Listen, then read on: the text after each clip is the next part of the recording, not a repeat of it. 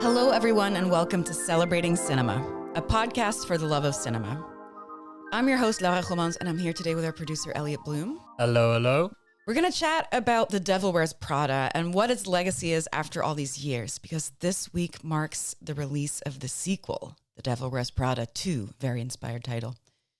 We'll be talking about what we think of the sequel, the original, and whether Miranda Priestley is an icon or if she should have been canceled. Before we start, if you haven't subscribed yet, I would love it if you could do that now because it really helps us.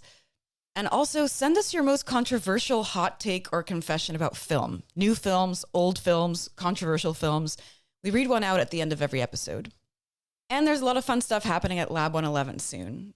For example, we have a special Mother's Day event on the 9th of May. We have a panel talk with filmmakers Danya Zidane and Stephanie Kalk about motherhood and the film industry.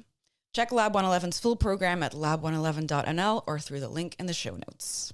Elliot, how are you? What have you been up to? What have you been watching? I'm good. I recently watched the other day Idiocracy by Mike Judge. Oh my God, that hits home, doesn't it? Yeah. Oh boy. For those that haven't seen it, it's kind of set in like this post-apocalyptic world where they send like the two naivest people who are willing to kind of incubate themselves to preserve humanity or something. Yeah. And then they arrive in a world where everybody's just super, super stupid. I mean, yeah, they're super, super stupid, but I feel like now sometimes we live in a world that is like worse. Yeah. Yeah.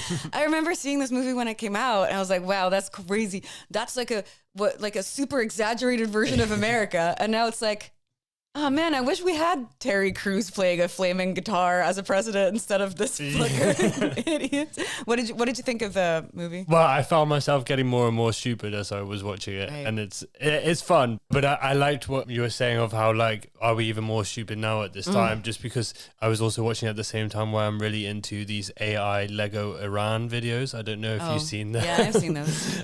Which I thought was hilarious, but it's also kind of like a super interesting way of how they're using propaganda of Lego films to, in a very dumbed down version, to speak to Americans of what's going on. So yeah.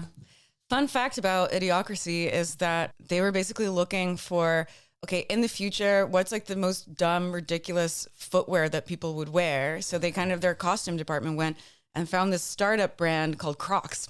No. Nobody was wearing Crocs. They used Crocs in this movie for like, I think the prisoners or people, like they're all wearing Crocs. And then not until later did Crocs become what it is now, this like thing that is omnipresent and everyone wears them and my mom wishes I wouldn't.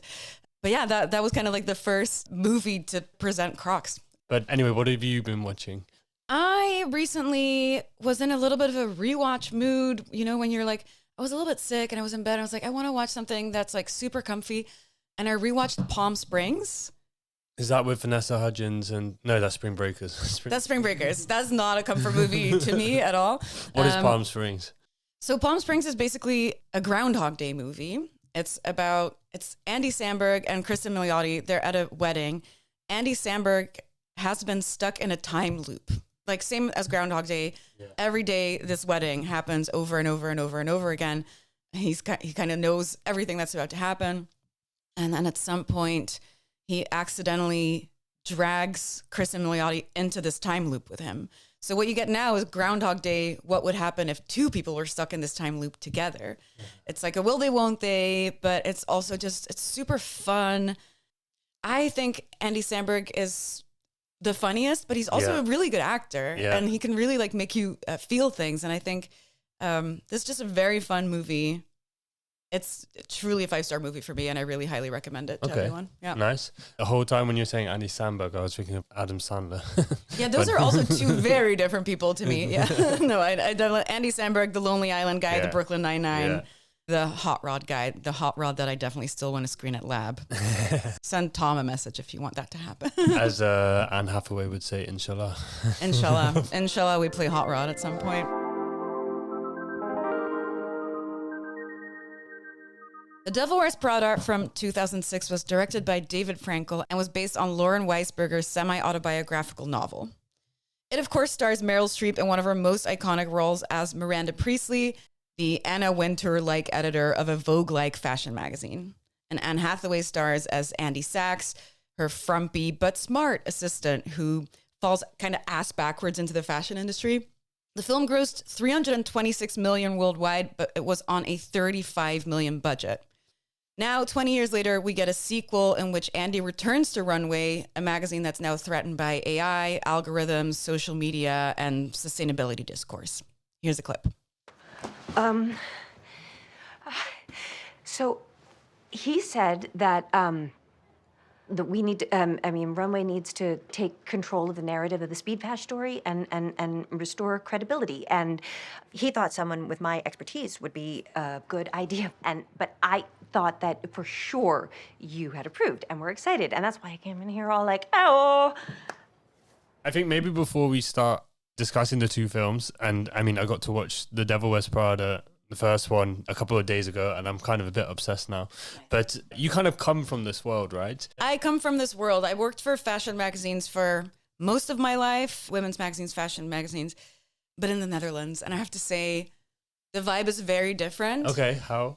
Well, it really depends. I've worked for several different magazines. And I don't want to want anyone to catch any strays, but some people are a little bit like this. It's like the book is holy and we all have to serve this thing, and the boss and the editor-in-chief is... But most of the titles that I've worked for here are pretty non-hierarchical and chill. And we'll be talking more about who Miranda Priestley is as a boss and whether or not that works. But I do always think that being nice to each other gets people to work harder for you.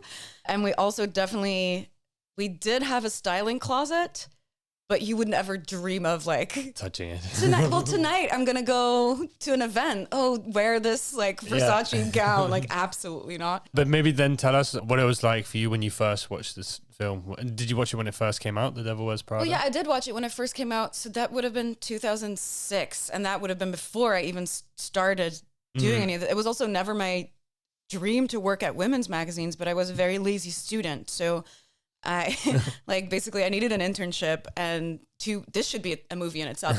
2 weeks before my internship deadline ended, I was like, well, fuck, I need an internship. So I kind of wrote letters to every company. It's like, who will take me as an intern? And a fashion magazine replied. And that's when I started working at a fashion magazine. And I kind of did this thing where I kept doing it. And I was like, oh, I actually really enjoy this. And I do care about fashion. And I could always, at these magazines, carve out a space for myself to do things about music and movies and things. And that's kind of what brought me where I am today. But watching it in 2006, I had no idea that this is what I would end up in, I had no ambition to end up in this. So I am kind of like Andy in a lot of ways, that I do love wearing frumpy sweaters and I have brown hair and bangs. And I kind of fell ass backwards into this. But what did you think of The Devil Wears Prada then when you first watched? I really liked it, but I have to say that I grew to love it more throughout the years. I think when it came out, it was just like, oh, this is a fun little rom-com. But I realize now, 20 years later, how iconic this movie has become and how good it actually is. You know, of course there's flaws, but mostly that blonde guy is just not attractive at all. It's like, I don't know. Simon Baker. Why are they trying to make him look attractive? Whatever happened to him as well? He used to be... He was like The Mentalist or something, right? He was. I was also a bit obsessed with that TV series back in the day. I never saw it, so that means nothing to me. That's actually maybe an interesting point to start, is the two men, or Andy's boyfriend versus... Both awful. Yeah. Both would kill them with a gun immediately, I can imagine some people may have a different perspective of the first boyfriend being just like, oh, Andy's never around. But I think when I speak to a lot of women, it's very clear that he's an arsehole. Well, it's also because it's Adrian Grenier and we all hate him. But what's the context? Is he? I don't know. He's in Entourage, and he's a bit of a creep. And I think he was I don't want to make any allegations that I can't check right now. But I don't think women like him very much. What's your take on that as a man? Yeah. But I think there is a balance between of course she misses his birthday and that's not cool. Yeah. But he's also not being very supportive. No, he's definitely not very supportive or understanding. I would say that there's probably not enough communication between the two of them. I think in the end he is he also just suddenly decides to move to Boston for himself to pursue his own job or dream, and doesn't even think about his relationship with Andy, even though it's broken down. And so, yeah, it's a bit of a double standard, I would say. Yeah, and I think also he's not very supportive of her journey, because like when she starts working there, well, very similar to my journey, it's like, I'm just gonna do this thing right now, and then at some point you do start caring about it, and she wants to prove herself, and she realizes that Miranda sees something in her that makes her kind of believe in herself more, so she starts running a little bit faster for what she wants in this job. And he keeps going, thought you didn't care about this. And it's like, well, people can change their opinion on something when they learn more. You piece of shit. And he's also still kind of turned on by her makeover, but not with everything that else comes along with it. So, yeah. Interesting. Interesting.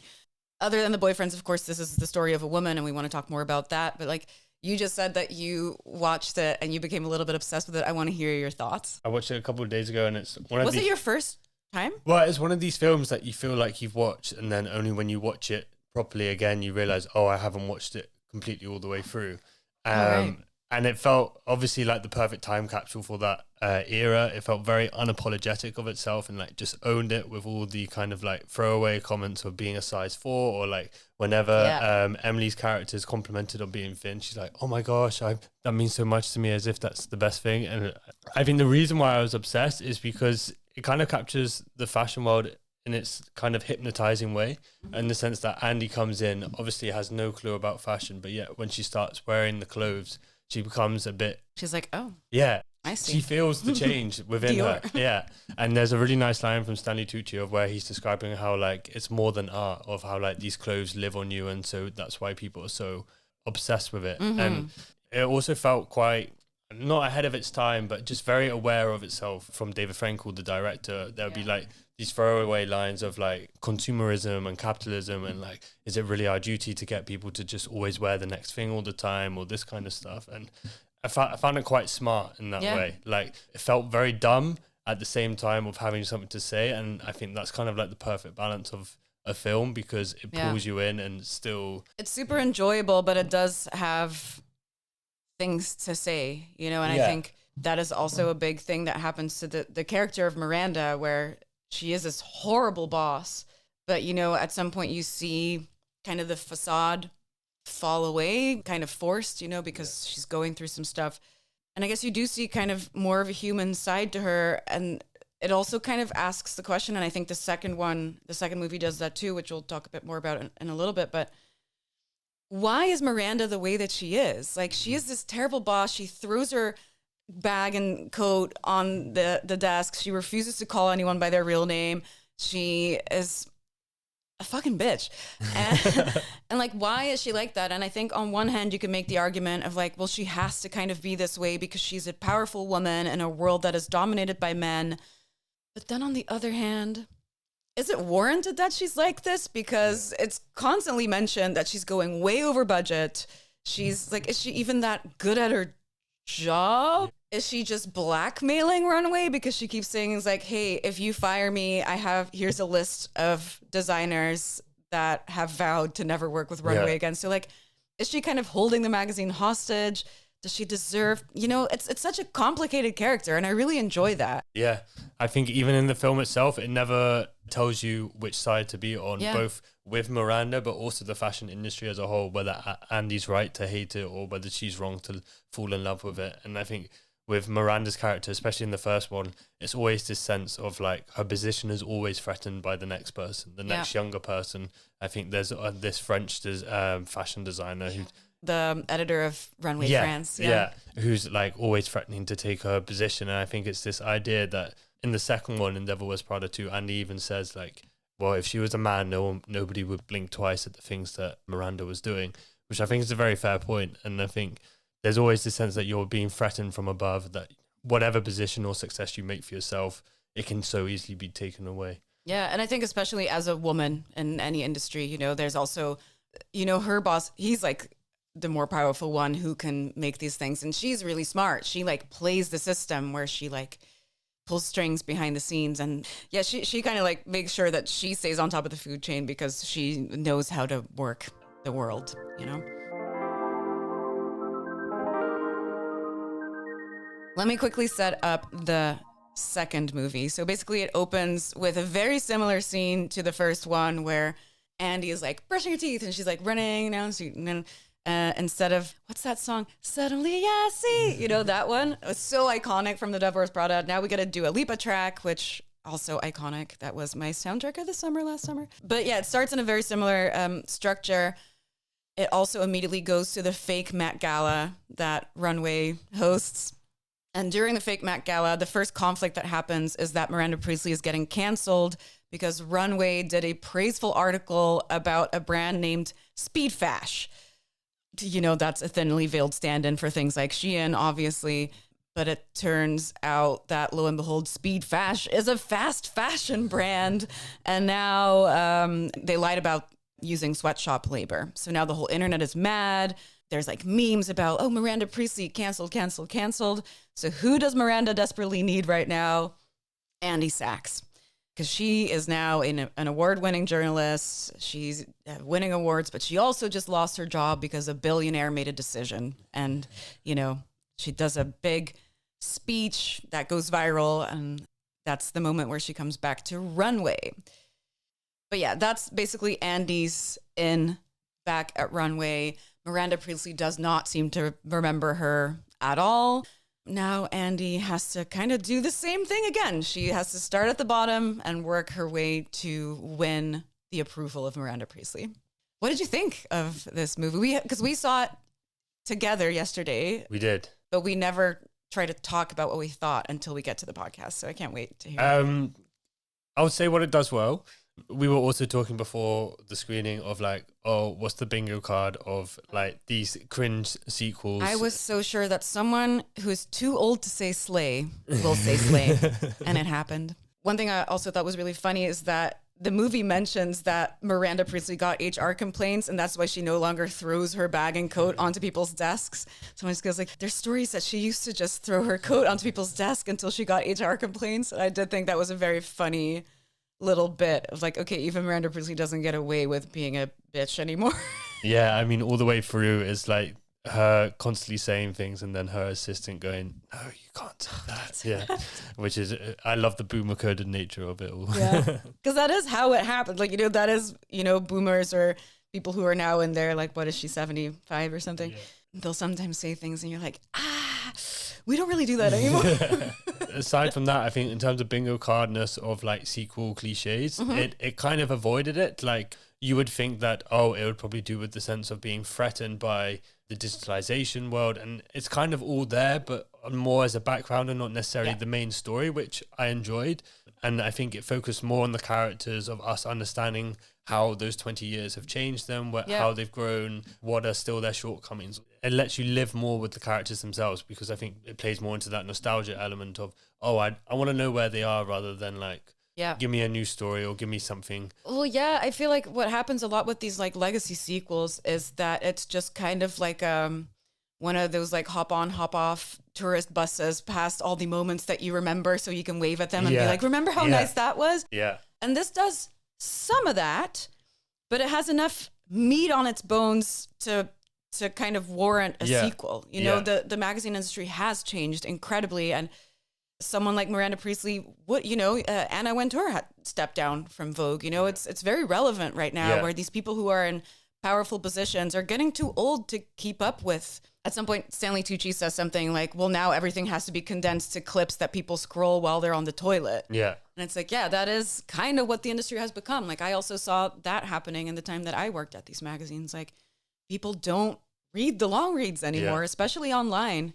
People want clips, they want videos. So that is a thing. And what I think is really funny that this movie does is it almost kind of does that thing itself a little bit, where, for example, Caleb Heron is in this. I love him, but he is a podcaster, not a TikToker, but he's like a social media personality kind of, and he now plays a role in this movie, which is funny because that feels like a very like digital age thing to do in a movie, to cast someone who's like known off the internet. Just on this, and it's something I've noticed more with like these big blockbuster films, this need to incorporate real life celebrities. Like you had it with F1 of filming the driving racing car film with Brad Pitt. The driving racing car film. We all know it. With Brad Pitt of like, they would actually shoot in between actual races of F1.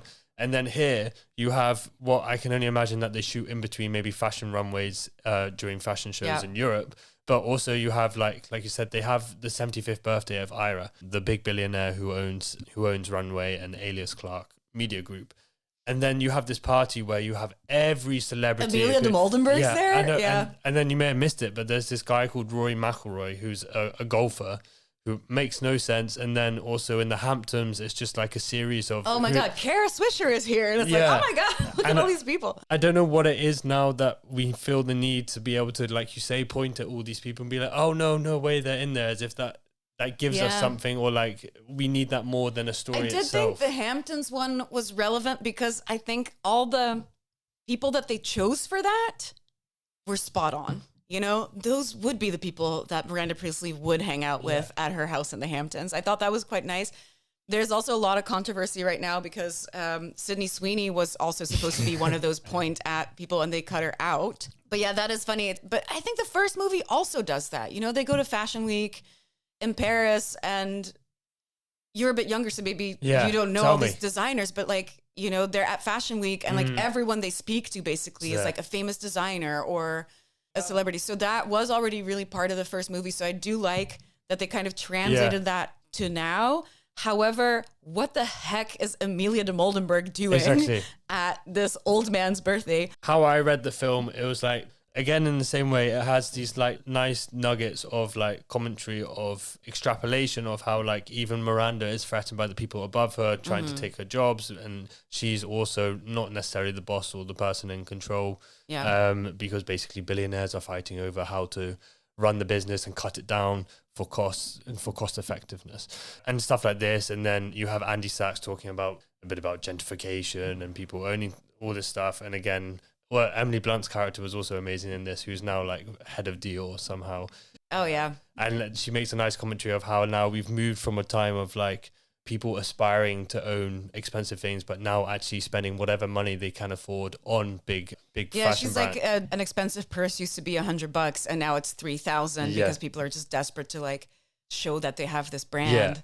For me, how I read the film, it was like, just like Miranda Priestley perhaps doesn't know when her time is up or how to let go of her job, the film itself also doesn't know how to say goodbye or to like stay around long enough, because it's repeating like a sequel that's unnecessary, I think. Although there's a nostalgia element to it, we don't necessarily need this. We perhaps want it. It's fun. It's certainly fun, but it is a thing of like we're holding on to this thing. I think it will be relevant. I think this will be a very successful movie. I think we both, for the most part, enjoyed it. I think there's things about it. So if we kind of touch on the things that are some negatives to me, is I think the plot gets very muddy at some point because it tries to do a lot. It tries to do that part. It tries to, you know, show you that all the relationships, you know, like Emily Blunt and Anne Hathaway's characters, are they friends? What should they've been friends? Like the plot gets a little bit muddy at some point and it tries to do maybe a little bit too much. I did really like the statement on how basically the shareholders and billionaires kind of gut everything to make it an empty vessel of what it was. And I think it's funny that this movie makes a commentary on that because I think it's self-aware. Yeah. Andy goes to see this apartment. It's in this beautiful old building. It's marble countertops. It's that stove. It's, you know, and she kind of makes a comment on that. It's like, man, it's such a shame that these beautiful old buildings just get gutted and made into this kind of like boring, same old millennial gray thing. And she kind of keeps commenting on things like that happening, to things like Runway, to things like buildings, to just because we have to please the billionaire investors. And I agree, comrade, Andy says. But yeah, it gets too muddy because they try to do this like love interest thing with her that is so not fleshed out enough at all. Did Andy really need to have a love interest in this? I don't think so. Like, I don't think that was necessary at all. So yeah, I do think it gets a bit muddy, but also it's just really nice to see all these characters. Like, it does work on me and it does push my nostalgia buttons. So what do you think these two films together maybe show us about Miranda as a boss, but also about ambition and Andy's ambition? For me, I think in the second one, you see Miranda's guard start to come down more, and like a certain sense of vulnerability. She said kind of at the end of like, people are not aware of the costs and the sacrifices. Do you think that's earned? Because I kind of thought what I would have done is leave that whole thing of Miranda being like, I don't remember who you are. I would have left that out because that makes no sense. Yeah. Because then she goes immediately within like 4 days. She goes from, I have no fucking clue who this bitch is that comes walking into my office, to sharing her deepest, darkest. Yeah. And I don't think that's earned. And I think that would have been earned if Miranda would have just been like, oh my God, Andy, I've never forgotten what you meant to me. Yeah. Because that also kind of really discredits what happened in the first movie, where Miranda kind of lets on that Andy is really special to her. And now 20 years later, it's like, I don't fucking remember who you are. Anyway, here are all my secrets. Yeah. No, no, I don't but think yes, so they do let her guard down way more. And she kind of, they showed the costs and how she like missed out on a lot of her children's lives. And her conclusion, I thought, was very weird, is where she just goes kind of teary-eyed. She just goes, I just really love to work. I don't relate to that at all. It's like, hey, if I'm being here with, like, I have fun with you doing this podcast and everything. It's like, I also would have loved to be on the couch. Like, obviously, that ambition is something that I don't relate to. And I don't know if that's relatable to a lot of people. Well, is it supposed to be? I don't know. Well, I don't know, because that's why I find it interesting, because it's also Andy's character that then finds ambition through working for Miranda Priestley, right? In the first one, she finds herself, she has confidence, and she's willing to give everything to her work just to impress someone. Obviously, that's not very healthy, but still, I think you could also argue with, does Andy get to where she does as an award-winning journalist without meeting someone like Miranda Priestley? Yeah. And I think, I'm kind of, like I said, I'm obsessed with the first film. And again, in the first film, Stanley Tucci says the moment you start getting a promotion is the moment you know everything's wrong at home or something, because you can't keep both of them up at the same time. That's nice.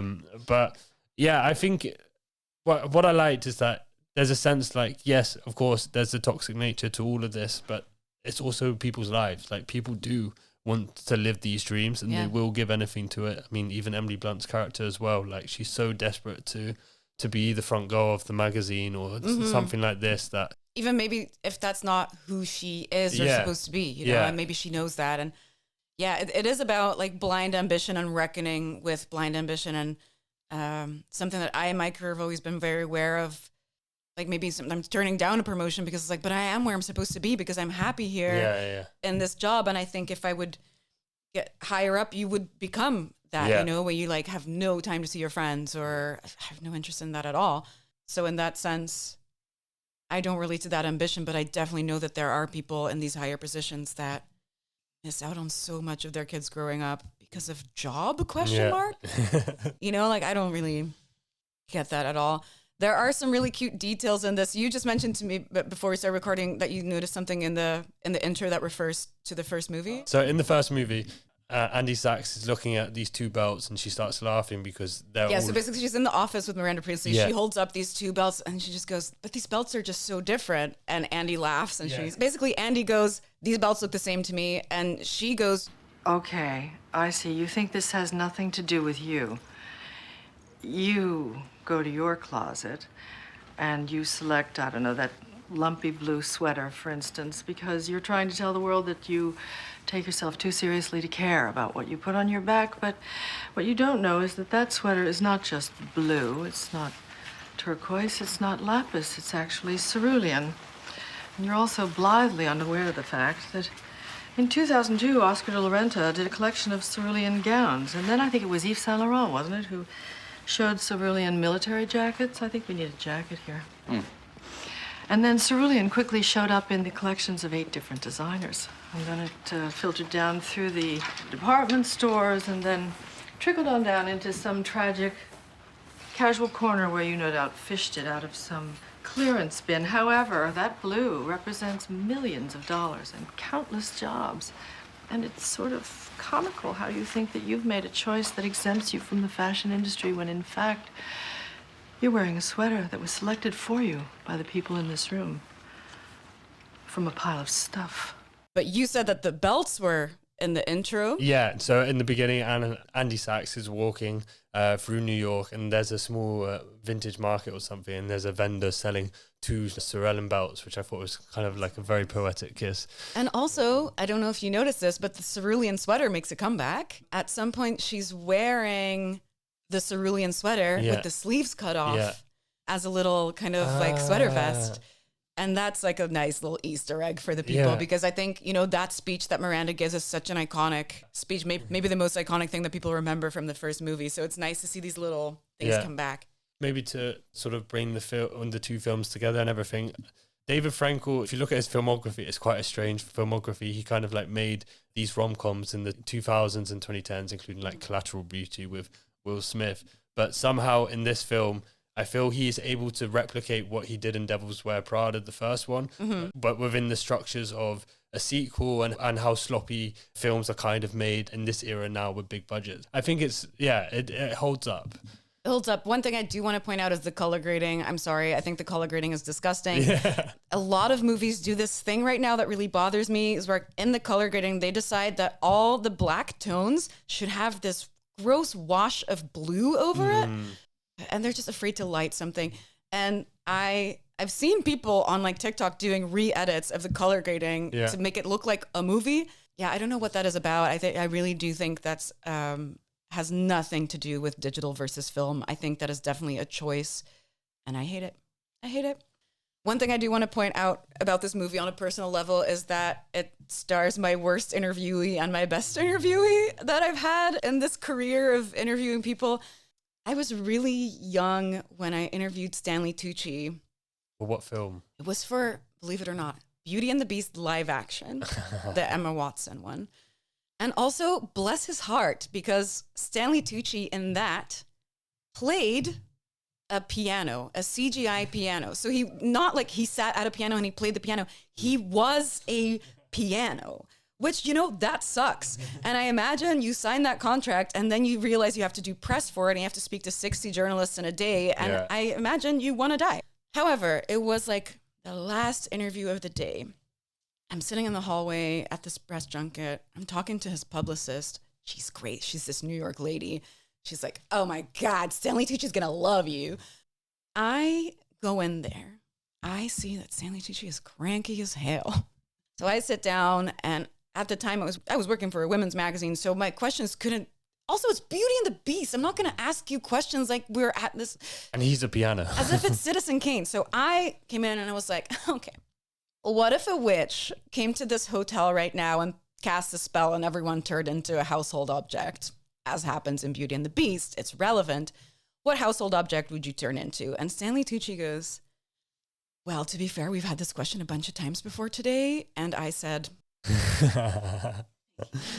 okay, next question. And I had you get 6 minutes at one of these interviews. So you prepare 7 questions for worst case, because it never... usually you get 2 or 3 in. Yeah. He was so cranky that every answer was like a 1 or 2 word answer. And I took it so personally that at some point I was just out of questions. And I was just like, well, thank you, Mr. Tucci. And my clammy hand shook his. And later that night I went home and had a little cry in my hotel room because I was just so upset because I was really looking forward to speaking to Stanley Tucci because I love him. That probably felt like the longest 6 minutes ever. Oh my God. It's you sometimes have interviews that just don't go great. Yeah. I have to say, generally, I've been really lucky and people have been very nice. And my best interview, I think, one of my best interviews was Anne Hathaway because she was just such a doll and she's such a professional, but in a way that she just knows how to make people feel really comfortable. There's this clip that I've pinned to my Instagram and TikTok account because it was a virtual press junket. So she's somewhere else in the world. And, you go into a Zoom call. My face comes up on her screen and she just goes, oh my God, I love your hair. Yeah. Is that your, what shampoo do you use? I need to know, give me all the advice, blah, blah, blah. So you immediately have this really nice rapport. Yeah. And she was just relaxed and funny and super open to just banter. Yeah. And I thought she was incredible. What a professional, because this is also at a day where she speaks to 60 journalists, and I think that really speaks to what kind of person and also what kind of actor making journalists feel comfortable always leads to better interviews. And I absolutely loved her. I thought she was great. And we're best friends in my mind. So, Elliot, do we have a hot take today? Yes, we do. We have one from Oscar. Nice. Let's take a listen. So my take is when we have discussions about films, we are placing too much importance on the directors of the film and not enough on the screenwriters. So like when we come out of a film, we talk about the plot, talk about the characters, do they evolve over the film, the location, the dialogue, does the ending work? All of that stuff is information that you find in the screenplay. When we actually talk about a director's contributions, I don't feel like you hear many people saying, oh, I just love the way that the blocking was like sensitively done in that film. Or you can talk about like acting performances or cinematography or editing or like set design, but then it becomes kind of difficult to like say exactly where the director's contributions are in that. Obviously a script by itself is not film, it's a visual medium and that, but it's something tangible. Like whereas with a director, like if they, you know, had no script to guide them, I don't really know what they would shoot at all. I think Oscar makes a good point. I think there's a lot of movies that I love where I could not tell you who the writer was unless it was a writer-director type of thing. However, I've also seen how much a screenplay can change through a director's vision. But I think a lot of directors are just different in their approach. Like some people are truly only directors and some people, you know, really also look at the casting and the costume, and that really comes from them as well. But it really differs per director. I agree more in the general sense of like directors perhaps get too much credit for the entire film coming from them. And I really hate auteur theory. Like, yes, maybe a director has a clear vision, but it's all those other people that are bringing it together and you have no idea what they're contributing or their own creative input that's helping shape that vision or style. Like a cinematographer may know what a director wants, but it's also their own spin on thing that adds to stuff. So I think there's definitely too much credit maybe put on directors as like these single-minded geniuses. Directors, I see more as people trying to get the best out of everyone else rather than trying to be this sort of authoritative rule of dictating what their thoughts are. I don't think there should be less credit to directors. I think there should be more credit to screenwriters. I think it's not a finite amount of attention we can give to people. I know for a fact that a screenwriter will also have a preference for which directors they work with and which directors kind of make their work shine. So yes, I definitely think more credit to screenwriters, and we should be more critical of how much directors actually contribute to a certain project. No, I agree. But yeah, hopefully more people send in their hot takes. If you want to, you can either email us at celebratingcinema@lab111.nl or send it to us on our Instagram, either at my Instagram or Laura's Instagram or Lab's Instagram. Yeah, you can just do a voice memo in the DMs. That was it for today. Thank you so much for listening. Next week, we're going to be talking all about Amadeus, which is such an incredible movie. Tom and I are going to be discussing everything around the crazy ambition of Salieri and Amadeus. So hope to catch you then.